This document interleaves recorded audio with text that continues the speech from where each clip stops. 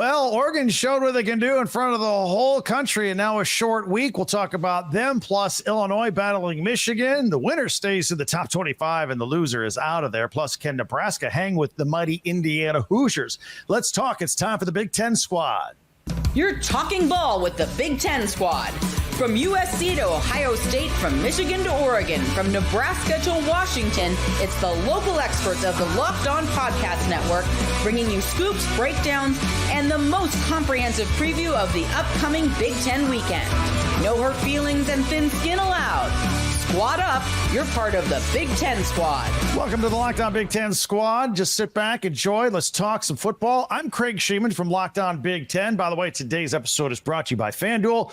Today's episode, again, with FanDuel. Have them at your hand, right in your favorite devices. You're watching your favorite football games, your first $5 bet, and you'll get started with $200 in bonus bets guaranteed. Visit FanDuel.com and get started. All right, around the room, Matt Sheehan from Locked On Spartans. I missed you, Craig. I missed you. I'm sorry. I heard things got out of control last week. I don't know what you're talking about. I thought last week's show was the best one that this idea has ever come up with. Can we get a mute on Spencer already? That's great.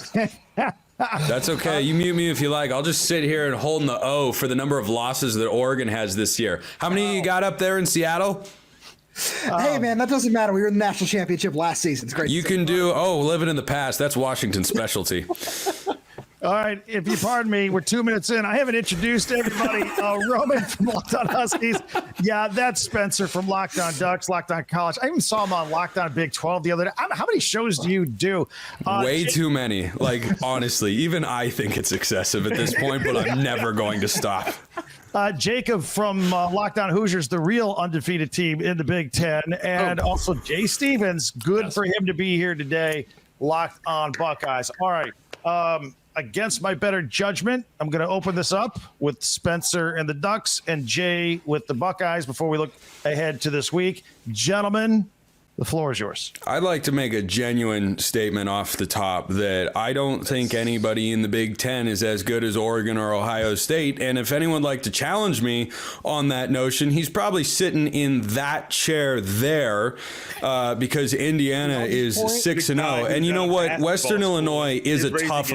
Yeah, sure. Western Illinois is a tough team, and that's one of their wins. But yeah, I think Oregon, Ohio State showed what a lot of people thought coming into the year, that these are the two best teams in the conference. And, Michigan could be in that category if they could, complete a forward pass with any amount of regularity. And they can't do that. So it was an awesome game. Probably the biggest win ever in Autzon's history, along with 2018 against Washington. This one probably bigger on a national scale. But, it is a good time to be a fan in Eugene.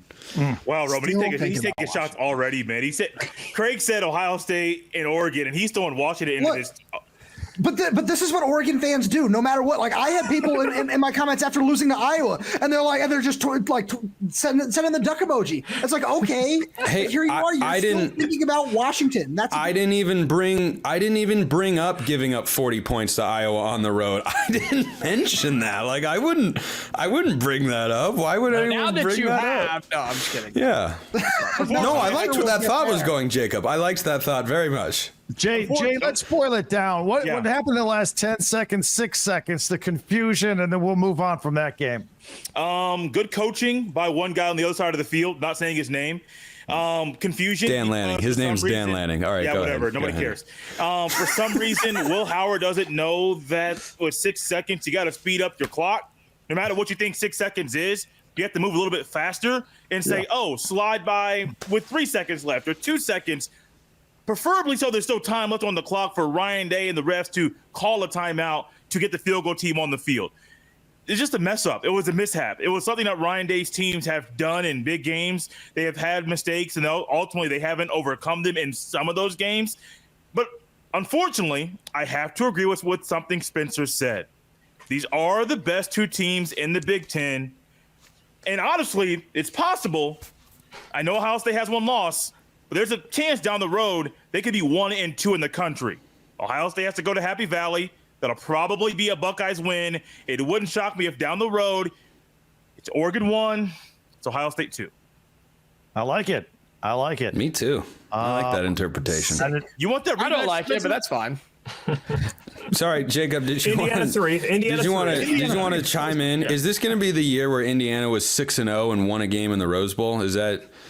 Hey, wait a minute now. Let me jump in, because if Indiana gets by Nebraska, there's a likelihood better than zero that they could face Ohio State at 10-0. Am I right, Jacob? Absolutely, Roman. We're coming for you, Matt. We're coming for you, but we got to take care of Nebraska first. I'm not overlooking them, but it is in Bloomington, thankfully. So, no, it's an exciting time. We're coming off a bye week, and now we can talk about the Indiana Hoosiers again. Now that we play football, but the schedule not being overly difficult. Hey, I'm taking. I am admitting it and have since the beginning. I'm not trying to hide it. We got cupcakes like the Spartans, who have already moved on to basketball season. I'm just standing here. Hold on. I'm supposed to be enjoying today. All right. We're coming off a bye week. I'm surprised you came back. I really am. Over the weekend. Yeah. Came back. I'm surprised he's still alive.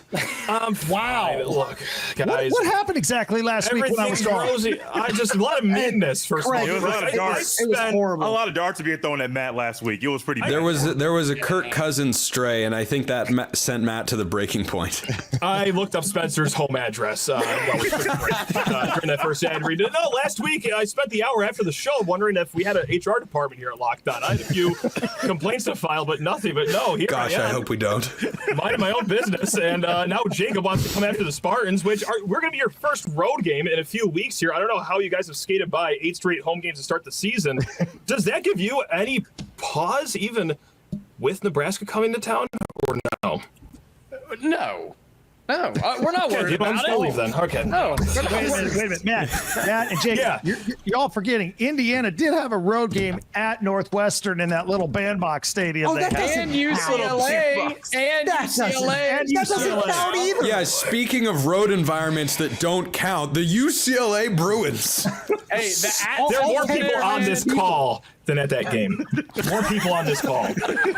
All right, Matt, just to follow up now, you've got the mighty Iowa Hawkeyes, who in their 4 wins are averaging 37 points a game. It used to be like take the under in the Army-Navy game and any Iowa game. That's not true anymore. Roman, talk to me. How did that happen? How did 40 points happen? I don't even mean this disrespectfully. Okay. No. I get it. No, you didn't mean it that way. It just came off that way. That's how I talk. That's how I sound. Yeah, that's. Hey, Matt, you and I have done a show before. I know where you're coming from. It's coming from Spencer. I know it's a jab, so I get it. Yeah. But no, so 2 things: short fields and that man in the backfield named Caleb Johnson.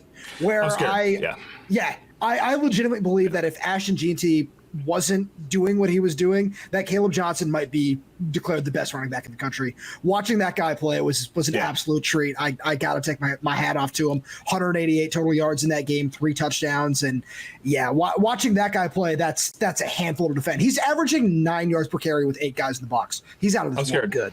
Yeah, Jay was leaning in to make a comment there on that one. How did y'all let that happen? How? Oh, I thought you were about to step in and defend Quinshon Judkins and Travion Henderson. I'm not that stupid. Not that performance. Absolutely not. I am not going down that road. One guy got the ball ripped out of his hands, and the other one was dancing on a short yard situation. I'm not doing that. No. Yeah, sounds like we are doing that. Well, and Roman, let's talk about it. You guys had a really impressive. You had a really impressive win against Michigan too. I thought we were trending in the right direction before the Iowa game. Craig, so did I. It all looked good. It felt like things were heading in the right direction. And then all of a sudden it's just – because I felt good about the game going into it. And then Iowa just did Iowa things after talking to our buddy Trent Condon and some other people. It was just, this is a pissed off Iowa team. And Did they do Iowa things? Because they scored 40 points. And statistically, that's not an Iowa thing. Not at all. Yes, Spencer, they ran the ball on basically every play. Cade McNamara threw 14 passes. So, yes, they did Iowa things. Did anyone see the greatest graphic in college football from the weekend?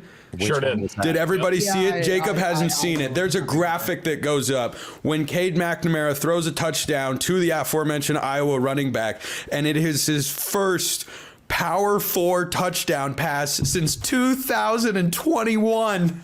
Against Iowa, by the way. Against Iowa. Touchdown pass. Yes. Hey, you're on the wrong side of history, man. That's brutal. Yeah, you're just shaping up for next week. We're gonna. This is gonna be a different conversation next week. I'll work it's gonna be next week, man. It's going to be really embarrassing when Oregon loses to Purdue on Friday. Yes, it will. Oh, I can't wait for that either. 47-13. You heard it here first. Trap game. Yes. Yes. It is a trap game, 100%. Yep. All right, we are just getting warmed up here on the Big Ten squad. This is what we do. It just goes in this direction more and more every single week. Unfortunately. We will take a look at some other matchups. Half these guys are on bye week this week anyway. So we'll talk about other games like Michigan and Illinois and USC and Maryland, among some others. We'll get into all of it right here as we continue with the squad on Locked On Big Ten.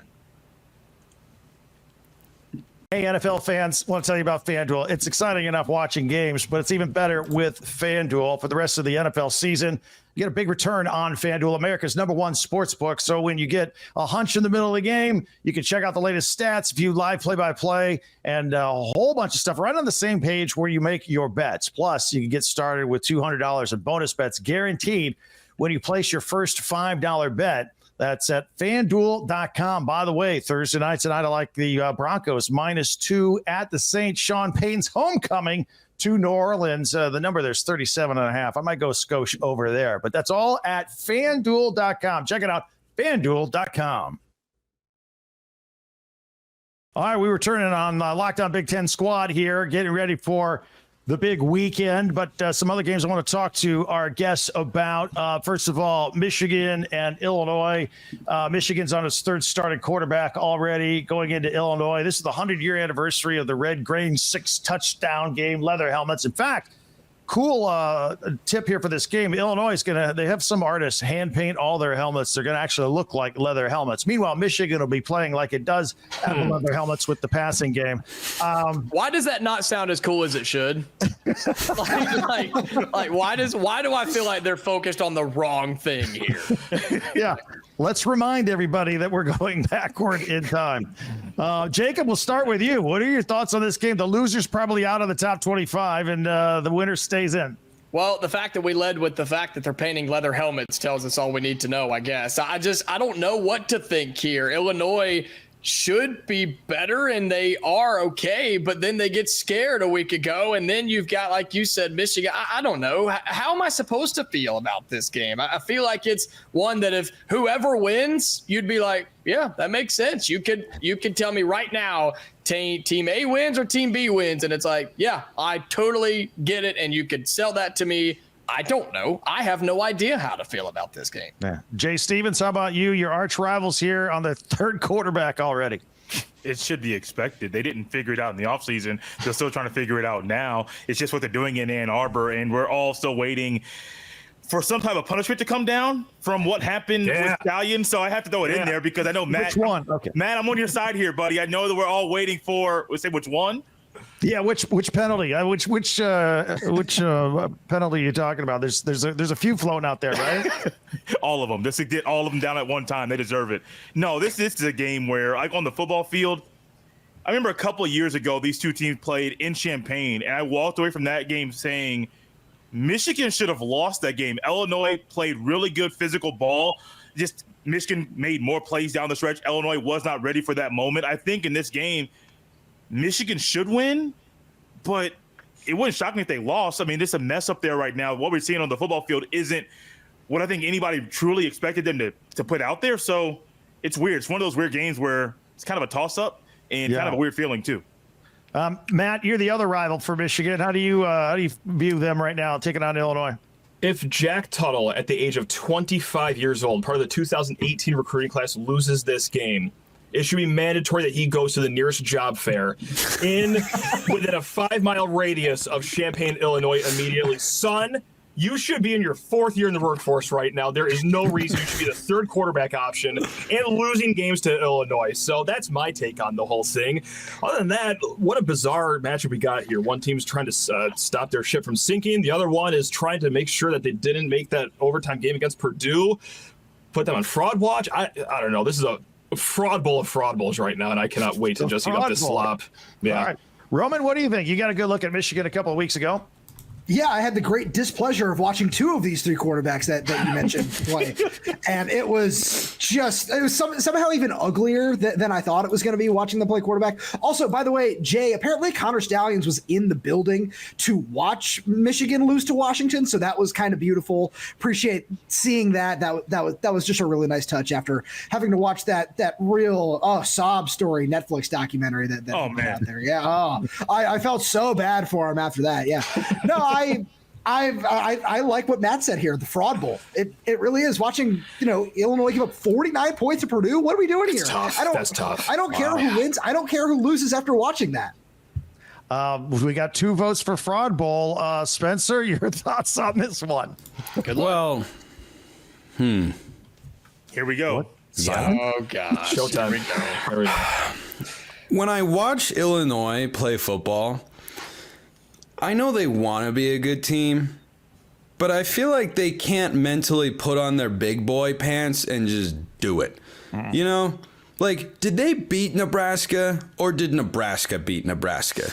Because when I watched that game, I thought, Nebraska can't get out of its own way. You missed a wide open 30-yard touchdown on third and then missed a field goal and allowed Illinois to stay around, or else Nebraska is undefeated. And I think the Cornhuskers were the better football team, just not all of the time.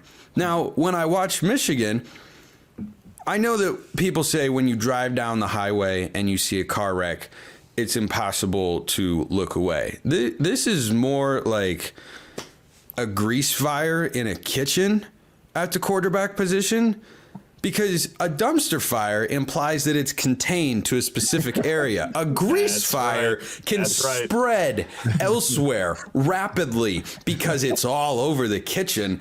And then the Joker, played by Heath Ledger, is coming in and throwing gasoline onto the fire, because the Michigan quarterback situation, oh, man. Isn't it a shame? It's just, it's such a bummer to see. Yeah, I know that all 3 of you guys, 4 of you probably, knowing Jacob as I do, are just bummed out to see Michigan play like this. And like, I'm not crushed over it every single day. For me personally, though, I need them to try to find a way to continue to be ranked in the top 25. They're by no means a top 25 team. I need them to be ranked when they come to Bloomington, when we blast them, so it looks better for us. Yeah, and I don't know if they can do that, because it's not possible. It turns out, despite Michigan fans telling me otherwise this offseason, that everyone is just disrespecting them. If you don't have a capable quarterback, you have problems. And Michigan is learning that right now. And you know what? I respect Dave Portnoy for saying, I'll give you $3 million to go find someone, because this crap stinks. That's the problem with Michigan. Not enough available money, famously. that's gonna solve it. Smells like broke. Yeah, that's... Yeah. All right, Spencer, I'll start with you since you're kind of a West Coast guy, but USC got to go all the way to the East Coast to take on Maryland. USC's having trouble. They're losing games late. Minnesota, Penn State, Michigan. I even questioned, was that a big win for Penn State going out there? Because USC's not even ranked anymore. USC is the best bad football team in the land. This is not a bad football team, but they're 3-3, so they're kind of a bad football team, because situationally they haven't been exceptionally good, which maybe we should have expected more with a new defensive coordinator and a new quarterback, and they can improve going into next year. But it is a cliche for a lot of teams, but I don't think every team. USC is really close. They are genuinely really close. Michigan, they're a quarterback away at least. Mm-hmm. And they're at least a quarterback away, probably just a quarterback from being a good team again, but they're at least a quarterback away. USC just feels like they haven't been able to find the it factor. Like, they're a golfer who, when you look at their numbers throughout the course of the season, they're top 30 in every key metric, but they're not top 10 in any of them. So they don't have anything to lean on. Like, what does USC lean on to win games? Is it Miller Moss? He has flashes of being really good. He's a little inconsistent sometimes. Is it the defense? They're much improved. They're not quite ready to be great just yet. Are their special teams dynamite? Obviously not. And then Lincoln Riley didn't handle the clock very well in the end of the game against Penn State. So I do think it was a big win for Penn State. I'm not bullish. I don't know how you guys feel on the Nittany Lions. Like right now, Jay, Ohio State at Penn State. Give me the Buckeyes by 14. Yeah. Yeah, we can follow up on that thought, actually. Now, one thing I've noticed, I think Penn State's defense from the first couple of games of the year to now, I think they're starting to get themselves dialed in. I was a little worried about their secondary after Bowling Green when I had two receivers torch them for over 100 yards, but they're playing a lot better right now. So, I'm way looking forward to that Penn State Ohio State game coming up, Jay. Yeah, I'm looking forward to it too. It's another one of those tests where generally, most of the time, Penn State's the toughest game Ohio State plays as far as the matchup games, and then all of a sudden Oregon wants to join the Big Ten, and they're like, oh, we're here. No, but I do think that game is going to be one where Ohio State goes in and they take that loss to Oregon and they fix their issues. There's a few issues that Ohio State needs to fix if they want to win the conference. Just take him out of here, please. And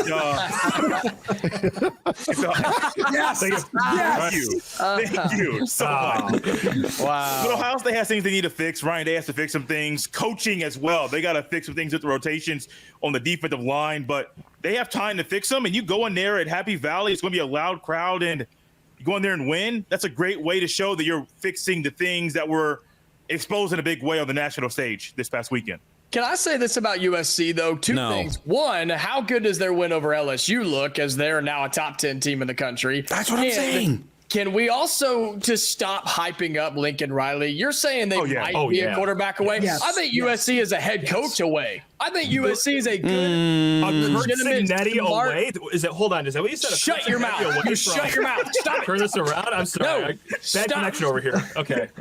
Wow.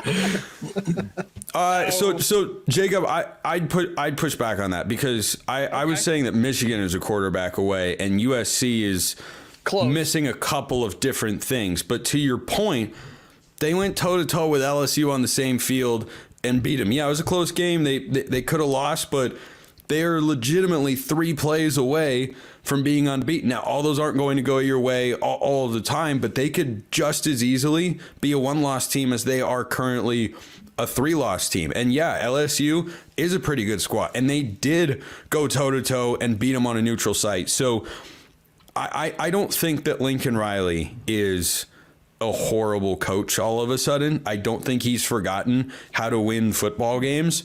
I think the first year with Caleb Williams was just kind of all the magic came out and they went 11-1. They were 4-8 the year before. And then he had a blind spot, and that was Alex Grinch. And he set the program back multiple years by bringing him over from Oklahoma. That is a completely legitimate criticism. But he made the right hires on the defensive staff this year. I think it's going to take a year or two for them to really get that right. All right, very good. We're going to come back with a final word from our esteemed colleagues in just a moment. All that coming up as we continue with the squad on Locked On Big Ten. Hey guys, you ever feel like you need a little boost in the bedroom? It's time to stop worrying about your performance and get Hims so you can feel confident whenever you're in the mood. Hims is changing men's health care by providing you with access to affordable sexual health treatments from the comfort of your own couch. No insurance is needed, and one low price covers everything from treatments to ongoing care. Start your free online visit today at hims.com/lockedon. That's Hims, HIMS.com/lockedon for your personalized ED treatment options. Hims.com/lockedon. Again, that's Hims.com/lockedon. As we continue with the Locked On Big Ten squad, final word, kind of rapid round here, getting ready for Week 8. I can't believe it's Week 8 already. Matt, let's talk with you. You got your Spartans taking on Iowa. We talked about it earlier. Iowa's putting up points. Aiden Childs, a lot of talent, but also a bit of a turnover machine. That's what needs to get dialed in here. Your thoughts, your final thoughts on this weekend? A little scared, but still somewhat confident. Now, of course, we need Aiden Childs to be someone that he has not been all season. That is very secure with the football. But I think what we're going to see more this week is a little bit of quarterback runs. Make this game more 11-on-11. Handing the ball to the running back is not working. We haven't really used Aiden Childs' legs a lot this season. I think that's to preserve his health. In case of emergency, when you need a must-win homecoming win, break that glass, and yeah, Childs 10 carries plus. So confident, a little scared though, if that makes any sense. Roman, your thought, you got a bye, you got this up and down. You win against Michigan, you lose against Iowa, you're ready to move forward. Things to work on this week for Washington. And while you're here, well, why don't you give me your thought on Nebraska and Indiana, the other most interesting game on the schedule, other than the ones we've really talked about? Well, Craig, first thing, things to work on. Yes, it's a little bit of everything. Where the red zone offense has just been absolutely brutal. Washington's 99th in the country right now in points scored at just about 24 a game, even though they're top 30 in terms of total offense. So that's been extremely frustrating. The special teams haven't been great. Grady Gross has missed, I believe, 7 kicks over the last 3 or 4 weeks, which is tough. You want to see him work on that. It seems like it's... Boy, I tell you what, with a rate like that, he'll be an Oregon Duck in no time. Yeah, Spencer, I know you know a thing or two about missed kicks in Husky Stadium. Yes, so, yes. I have a lot of experience with missed kicks in big moments. It's not even limited to Husky Stadium, as a matter of fact. Oh, I know. I'm just saying that because I was on the field for the one last year. It's pretty awesome. Yeah. There goes Washington again. Back to the past. Let's look at that. I froze him. I had some words that I know I can't say on here. He was iced. He went full Biden. I'm trying to preserve my own job at this point in time. No, I want to see the red zone offense work on the special teams. The kick coverage has also been horrible. I'm really excited to watch this Nebraska-Indiana game because I really think that this is the best defense that Indiana will have seen so far this season. And I think despite what happened last week, Spencer, I think that's going to get taken up another level against Washington. That pass defense has been absolutely tremendous, best in the country so far, allowing 123 yards per game. So really curious to see what that looks like and what Kurt Cignetti can do, because I've been really impressed with him so far this year. All right, Spencer, since you were knocking Illinois last week, if Oregon doesn't score at least 50 on Purdue Friday night, then that's a loss in my book. Wow, that's a pretty high bar to live up to. But is there any more classic emotional letdown trap game spot than this one? Like, yes, one of the game where is there a bigger trap game spot in all of college football? Georgia, and then losing to Vanderbilt. Okay. That would never happen though. Like that's Vanderbilt's better than Purdue. Get real. Okay, valid point. Valid point. The second biggest spot for a letdown is right here because you play one of the biggest regular season games in the history of Oregon football. You win in thrilling fashion. It's a big television audience. Your fans rush the field. You beat Ohio State. You're now the favorites in the Big Ten. And then you go on a Friday night on the road, short week, no bye beforehand, to Purdue, where great teams have gone to die before. Yeah, that's the only thing I'm worried about with Oregon is, do you have the ability to rise above that? Because it sounds simple, but great teams have gone on the road in spots where they shouldn't struggle, and they have done so. So, yeah, Oregon can't show me as much as they did against Ohio State last week, but they can show me something if they go to West Lafayette and have no issues and win, 38-10, then I'll feel really good because that'll be a credit to Dan Lanning and his staff for getting the guys ready. All right. And by the way, you must have intimidated Jay with all that Oregon. He's gone. He left. Yeah. He couldn't handle the duck. All right. Jay. Wait, can I say one more thing quickly? No. Oh boy. Probably not quick. I talked about this yesterday on That was so good. That was very good. That was very good. I talked about this on Locked On Ducks yesterday. Dan Lanning is changing college football with his analysis of the NCAA rule books, and I'm so here for it. I'm so here for it. It is the funniest thing I have ever talked about on my show. The Dan Lanning rule has now been created. Yes, 100%. They're going to probably make the change. And guess what? I think they should make the change because you shouldn't be able to do that. But since you were able to, well, yeah, go for it. Are we going to call it the Oregon rule, the Lanning rule? It's got to be the Lanning rule. I mean, he was holding back an ear-to-ear grin when he got asked about it in his Monday presser. And he just kind of has this like Mona Lisa smile, but you can see on his face he wants to just go full Belichick smirk like, All right, Jacob, final word. The biggest game of the weekend, as far as I'm concerned. Big noon Saturday, Nebraska coming to Bloomington. How do you see it? Really looking forward to it, man. It's a sellout, which if you know anything about Indiana football, that's not a given. It's not a given. So thank you. Appreciate that. Is that the big biggest news achievement of kickoff the is year? to this point, yeah, it is. Yeah. It will still be the case when we play Washington next week, then Michigan State after that, and then Michigan after that. And so, no, it's a huge game, huge opportunity, big noon kickoff, Barstool's in town. Everybody will be watching this game. And so everybody's trying to figure out, okay, is Indiana legit or not? And while this will be the best team Indiana has played so far, Nebraska, it's not like their schedule is crazy. They played the wild offenses of Illinois and Rutgers. So do we really know how good that defense is for an Indiana offense that has just been kind of chugging right along? What fascinates me, though, both teams coming off a bye. I love games like this where both teams have had so much time to prepare. Who comes out looking fresher? I'm taking Indiana, obviously. The fact that we were a touchdown favorite, though, at FanDuel in this game, a little sketchy to me. Does Vegas know something? I don't know. But, yeah, Hoosiers got it in the bag.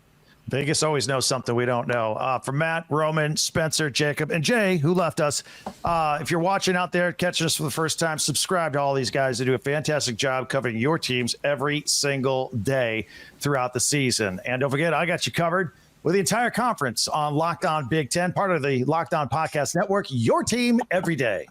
Love you, Craig. Thanks for coming back. Appreciate it. We missed you, Craig. Good to be here.